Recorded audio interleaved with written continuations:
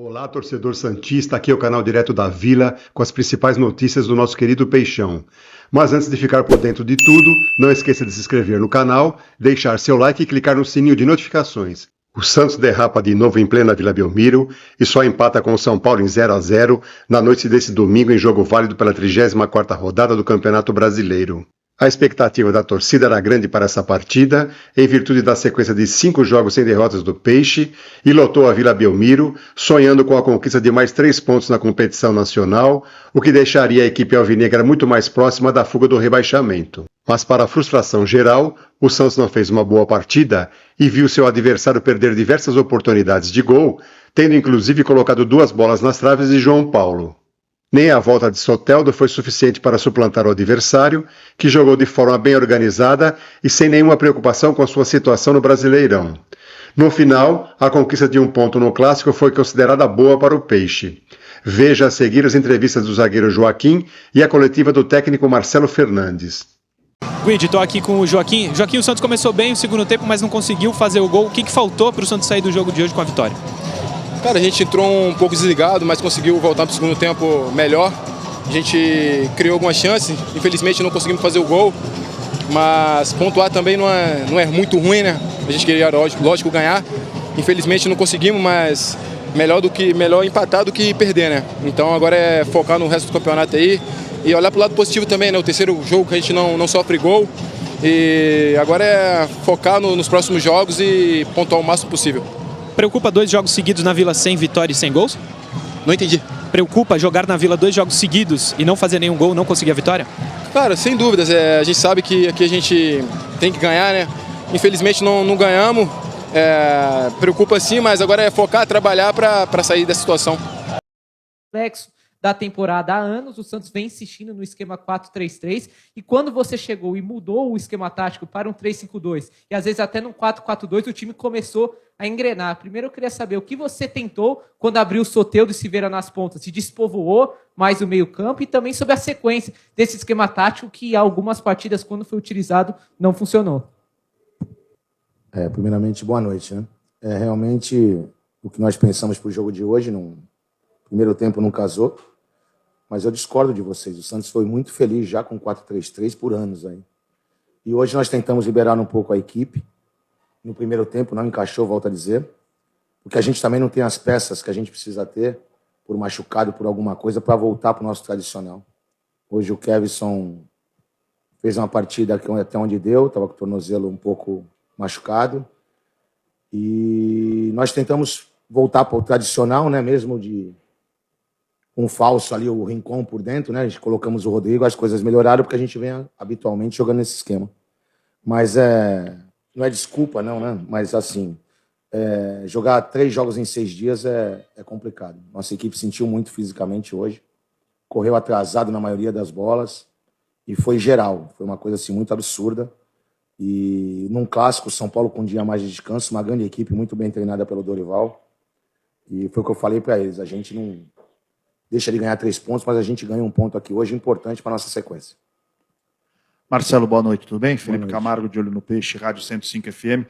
Queria que você falasse sobre a importância desse ponto conquistado aqui na Vila. Eu lembro que contra o Cuiabá você falou que justamente isso, da importância de se pontuar. O Santos fica, podemos dizer, a uma vitória daquela pontuação mágica, que são os 45 pontos.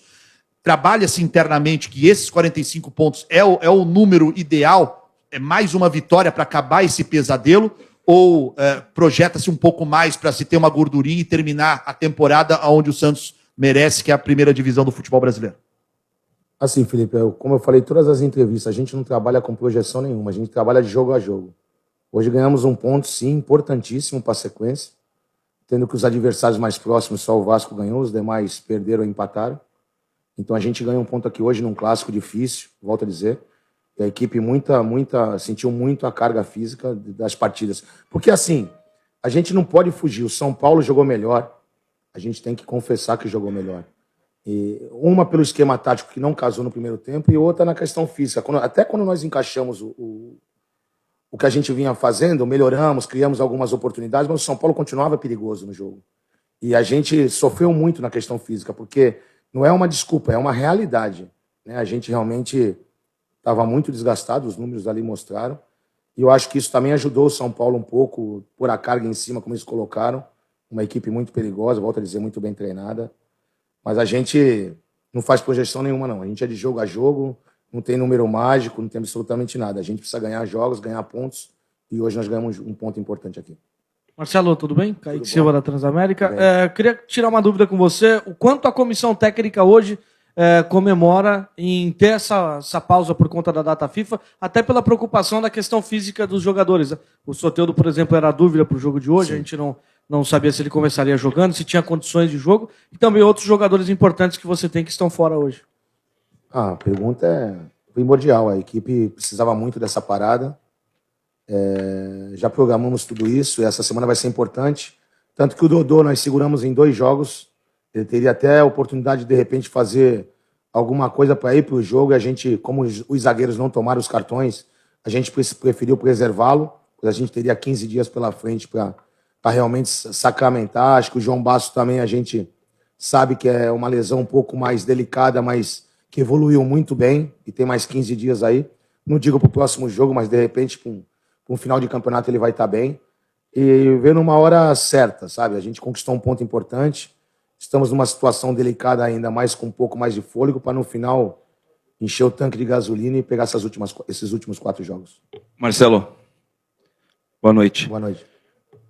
Depois da goleada de 7-1 para o Internacional, o Santos fez 6 jogos, 3 vitórias e 3 empates. E para não dizer que eu não falei das flores, 3 jogos que a defesa não toma gols, né? O Santos tem mais 4 jogos ainda pela frente.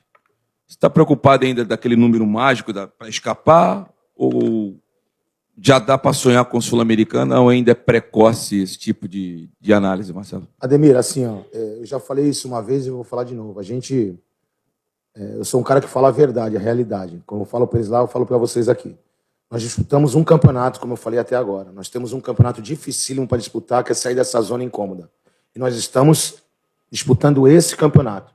Eu não vou iludir ninguém, falar que a gente queria muito poder falar que a gente vai para uma Libertadores, mas hoje, a situação que nós nos encontrávamos, depois de um 7-1, como você falou, onde muita gente já dava que era goleada de time que poderia ser rebaixado, a gente consegue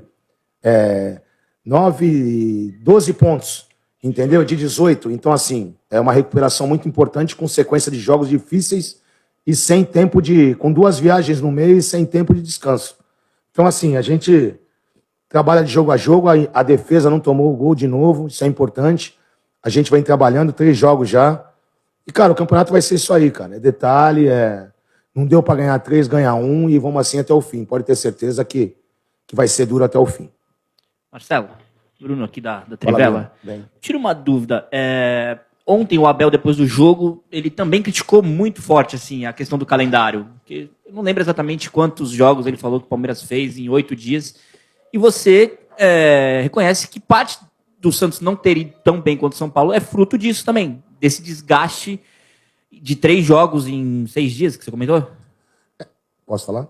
Pode. Não, o que eu queria entender assim, na sua opinião, o que dá para ser feito, o que pode ser feito para que o futebol brasileiro tenha um calendário minimamente digno ou decente para que o espetáculo, o nível das partidas sejam boas? Assim, a gente analisa muito tabela, né? Eu sou um cara que gosto muito de analisar os jogos de todo mundo. Por exemplo, era Cruzeiro e Vasco no meio de semana. Não teve o Cruzeiro e Vasco, porque disse que não tinha campo. Mas o América não tinha campo, foi jogar em Uberlândia. Por que não teve esse jogo lá em Uberlândia? Eu não entendi. Então adiaram esse jogo do Cruzeiro e Vasco. O Vasco hoje jogou em casa com o América. Entendeu? Não sou eu a pessoa indicada para falar de calendário. O que eu posso dizer é o seguinte, no final do jogo eu conversei com o Dorival, e ele tocou no assunto que eu falei com ele dos 3 jogos na semana. Ele falou, Marcelo, também já passei por isso, também me prejudiquei.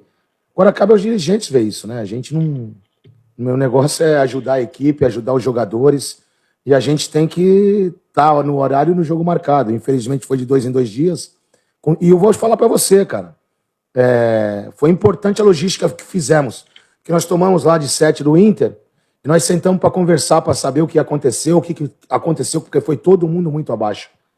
E nós chegamos para jogar com o Inter 4 horas da tarde do domingo, nós chegamos em Porto Alegre sábado, 7 horas da noite. Então, assim, não é desculpa.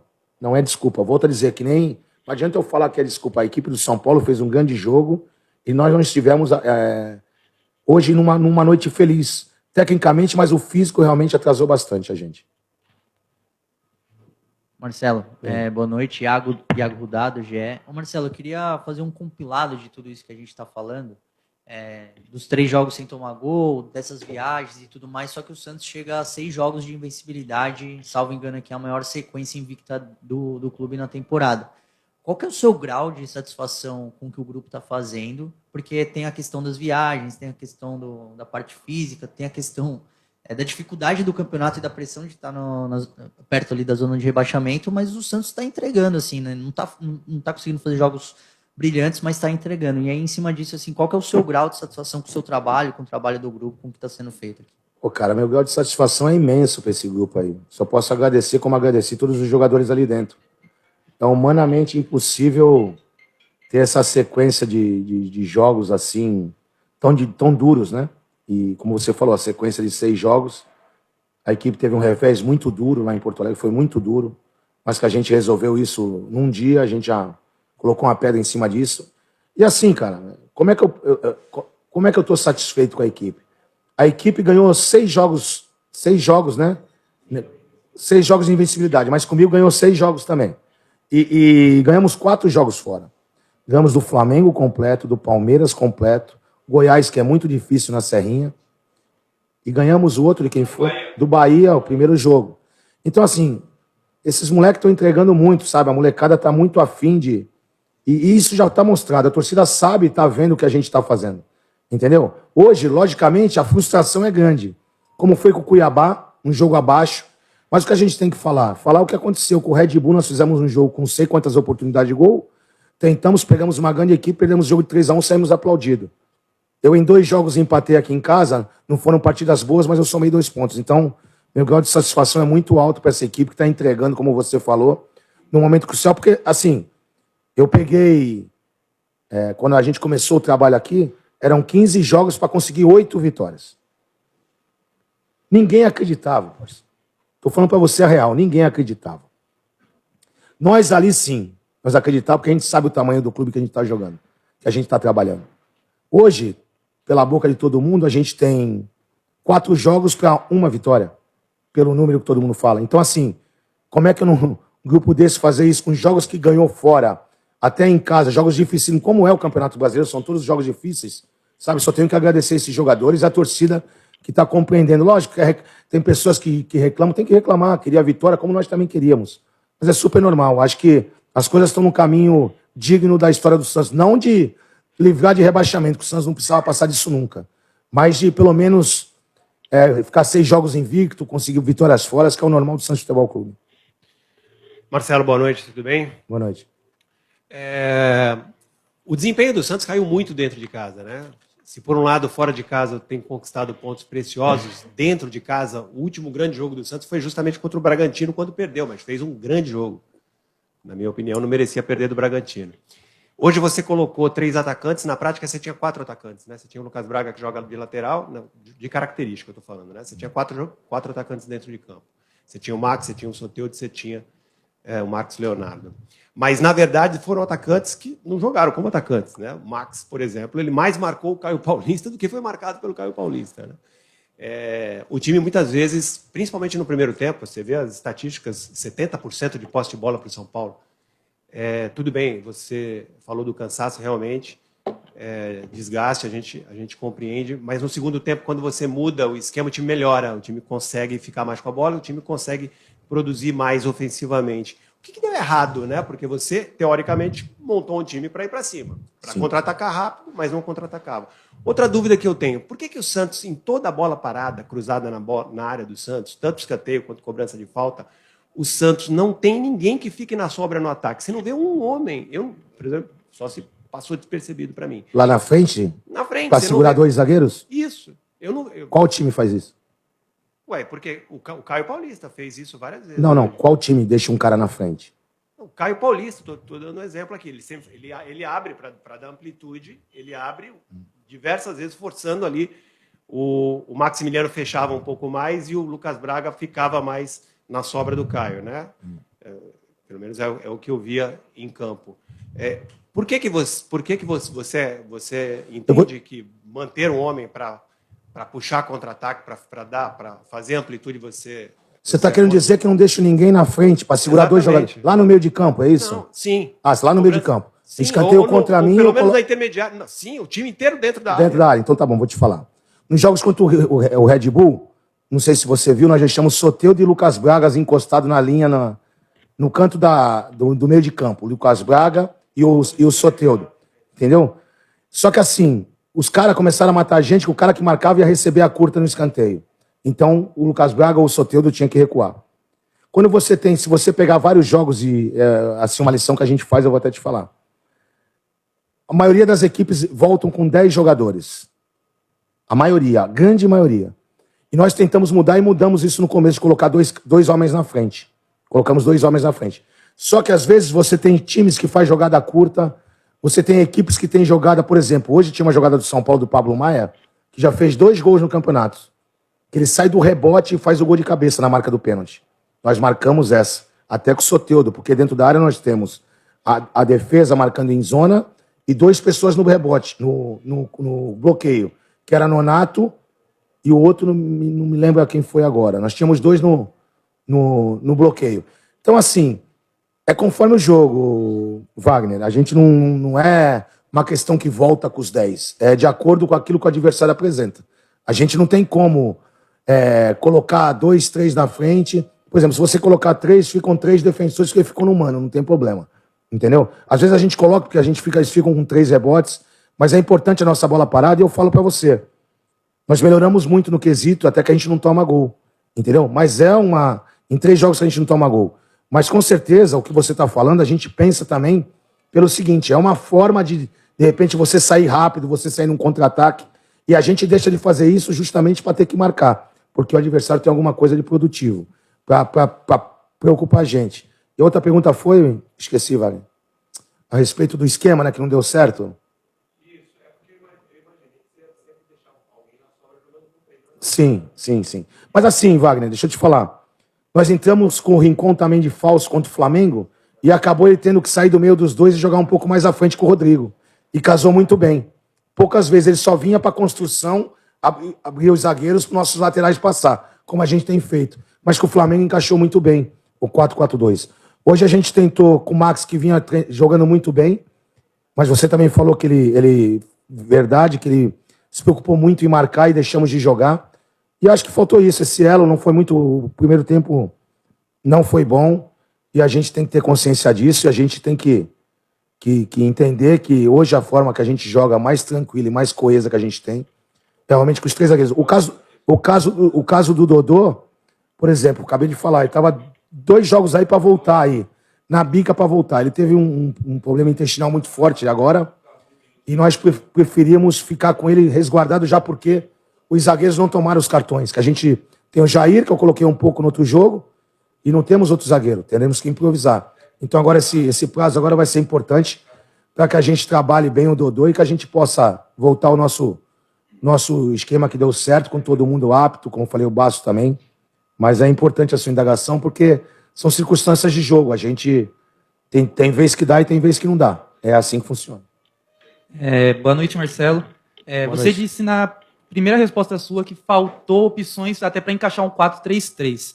E contra o Cuiabá também você falou que o lado direito do Santos não estava muito encaixado. Sim. No banco do Santos você tem o Wesley Patati, que na base ele se destaca jogando pelo lado direito. Do lado direito. Só que ele entrou, se eu não me engano, na última partida contra o Internacional, uma partida praticamente já estava perdida para o Santos. E não só com você, com outros técnicos, ele também entrava em partidas que já estava 2-0, placares adversos para o Santos. No jogo passado, e nesse opta pelo Max, né, pelo lado direito, ele joga em várias posições do ataque, mas ele não é de ofício um ponta direita. O porquê não usar o Wesley Patati nesses momentos com um time 0-0 dentro de casa, ou com a torcida a favor? Assim, o Patati eu estou muito tranquilo em falar, porque quem colocou ele para jogar a primeira vez fui eu. Contra o Corinthians naquela volta da Copa do Brasil, que perdemos de 4-0 pro Corinthians lá, e aqui ganhamos de 1-0. Eu coloquei ele para jogar naquele dia. Tá?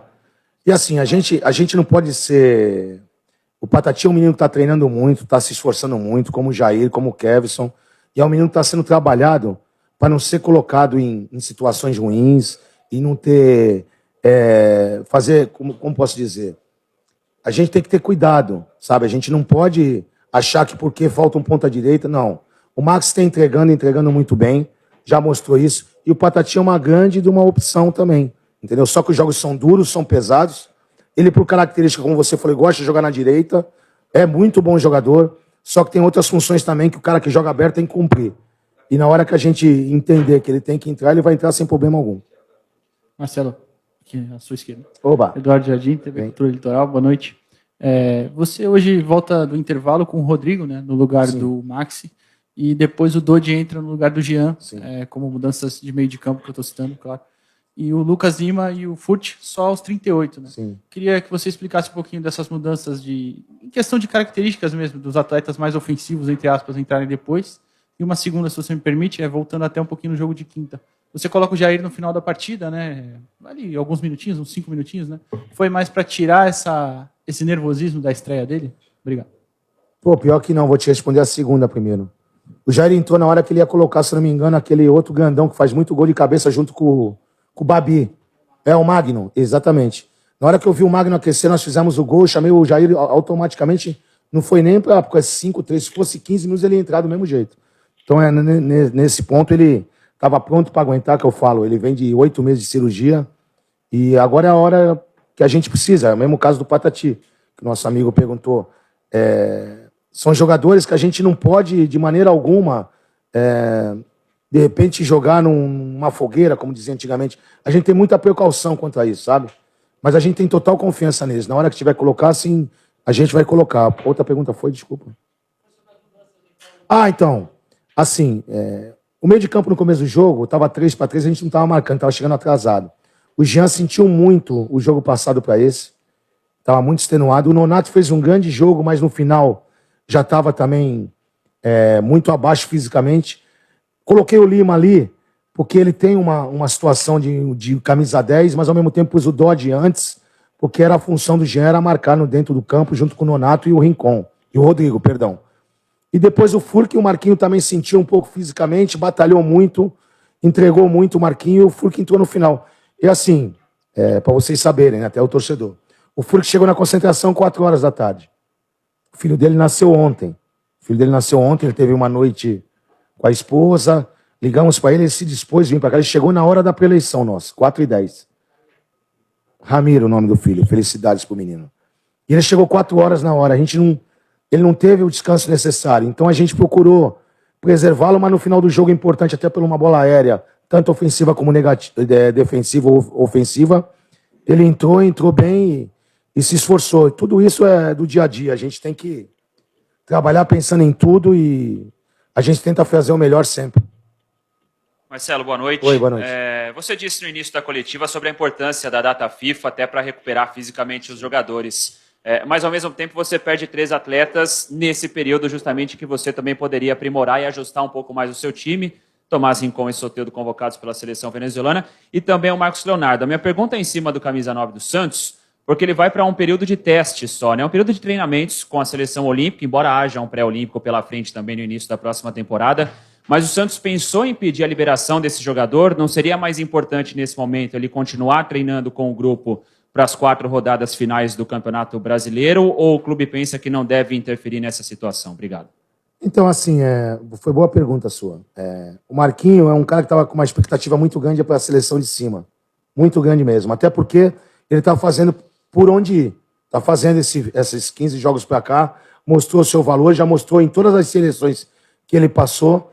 E realmente ele ficou com muita ansiedade a respeito disso. E a gente não quer privar ele de uma necessidade de uma seleção pré-olímpica. Porque você sabe como é essas coisas lá no Rio de Janeiro. Você, de repente, fala que não quer ir, ou o clube não quer ir, tá chateado. Não, aí acho que ele tem que ir sim. Ele vai para um período de treinamento, ele sabe muito bem também o que vai ser lá. A seleção tem profissionais da mais alta qualidade e categoria para saber o que deve ser feito. No caso do Marcos Leonardo, é importante ele ir sim. Ele merece estar indo. Como eu falo, já deveria ter sido chamado para outra também, mas vai ser chamado, eu tenho certeza. E o Soteldo e o Rincon é jogos à vera, né? Jogos de eliminatórios de Copa do Mundo. Rincon dispensa comentários com 35 anos de correr e jogar o que ele está jogando. O Soteldo também Teve uma semana, até no jogo passado, o pessoal de Cuiabá reclamou que eu tirei. Se eu não tiro ele podia ter aberto o adutor e seria pior pra gente. Ele tratou, ficou aí, não foi pra Goiás e recuperou. E hoje ele sentiu também um pouquinho por não estar treinando. Então acho que a seleção vai ser de boa valia pra ele também. E quando eu voltar essa rapaziada aí, vai deixar isso tudo descansando pra, se Deus quiser, colocar todo mundo na ponta do eixo. Fina entrevista coletiva. Muito obrigado, Marcelo. Muito obrigado, amigos. Uma boa noite a todos. Bom, torcedor, é isso. O Santos não fez uma boa exibição diante do São Paulo nesta noite de domingo na Vila Belmiro. Mas nos mares no menor. Pelo menos o Peixe somou mais um ponto na luta contra o rebaixamento. Segundo os matemáticos, serão precisos 46 ou 47 pontos ganhos para escapar da degola, e o Peixe soma 42. Portanto, faltariam 4 ou 5 pontos para acabar de vez com esse tormento. Mas o caminho do Peixe não vai ser fácil. Os próximos jogos serão contra o Botafogo fora de casa, Fluminense na Vila, Atlético Paranaense fora de casa e, fechando o campeonato, o Peixe pega o Fortaleza na Vila Belmiro. Haja sofrimento. E você aí, meu caro torcedor, ficou frustrado com mais esse empate do Santos na Vila Belmiro? Ou, em sua opinião, a conquista de mais um ponto ficou de bom tamanho? Deixe aqui seus comentários. Gostaríamos muito de saber sua opinião. E lembre-se, para continuar recebendo notícias verdadeiras e confiáveis do nosso querido Peixão, não esqueça de se inscrever no canal, é de graça, não custa nada, deixar seu like e clicar no sininho de notificações. Um grande abraço a todos.